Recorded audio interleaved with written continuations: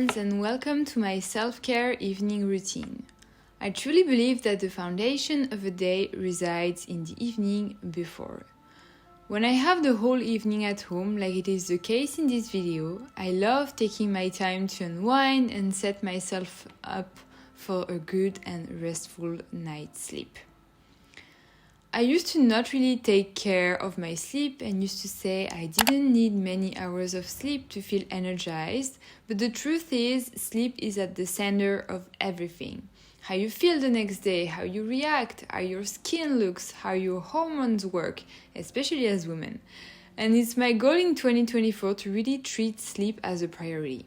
I've talked about it a few times, but now I don't set up an alarm in the morning, so my morning routine the next day really starts the evening before.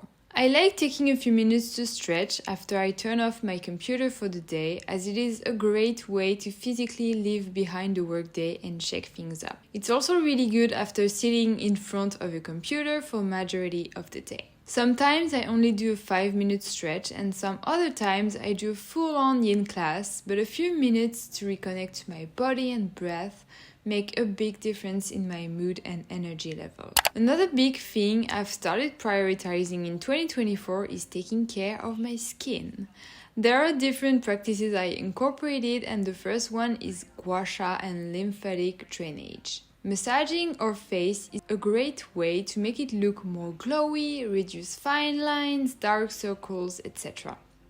It's also a moment that I sometimes use as well to listen to affirmations and to repeat positive and kind words to myself. We don't realize it, but the internal dialogue we have with ourselves matter, and we can sometimes talk really negatively or harshly to ourselves without realizing, which I'm trying to become more conscious of and to minimize. After this gua sha practice, I clean my face and use my LED mask, which is also a great way to promote collagen production, plumping the skin and reducing acne if you're prone to it. I sometimes listen to meditation or breath work while doing it, which is what I did on this particular night. Again, such a great way to reset my energy and mood. And this evening I wanted to go all the way with the self-care, so I ended up applying a face mask, but I definitely don't do it every night. I love those because I can leave them on for a really long time and do other things in the meantime, such as cooking. As I'm still recovering from my wisdom teeth surgery, I'm still eating liquid food, which is a bit sad, but I'm trying to mix things up and putting more effort into my meals.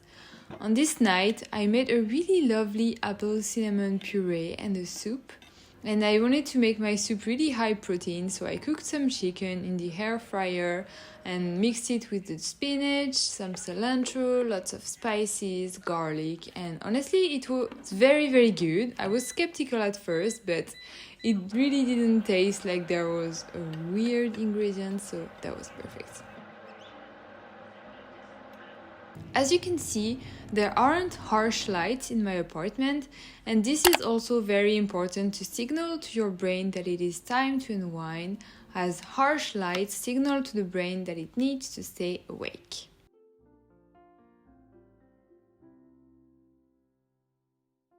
My evening skincare routine is also very important to me, and I've made a big switch to almost all Korean products and honestly couldn't be happier with them.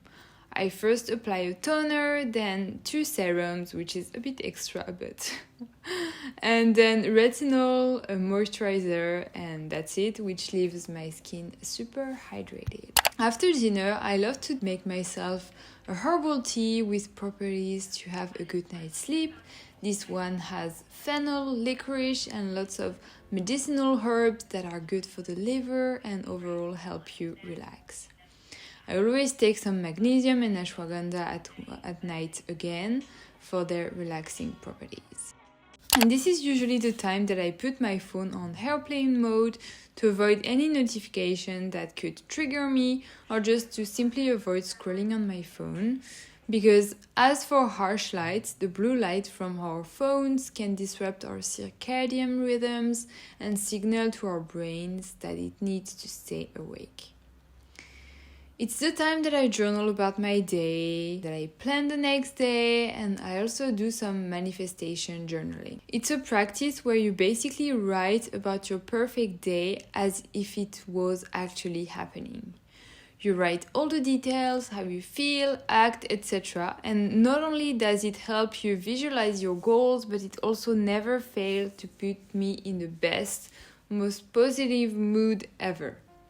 Finally, I take some time to read, sometimes fiction or non-fiction, and get ready for bed by cleaning my teeth, applying some essential oils on my wrists again to help my nervous system relax. And again, I really think that a good morning routine starts with a good evening routine, and that self-care is so important to implement on a daily basis, even if it's just one simple step of the routine I shared today. So I really hope you enjoyed, and I'll see you in the next one. Bye bye!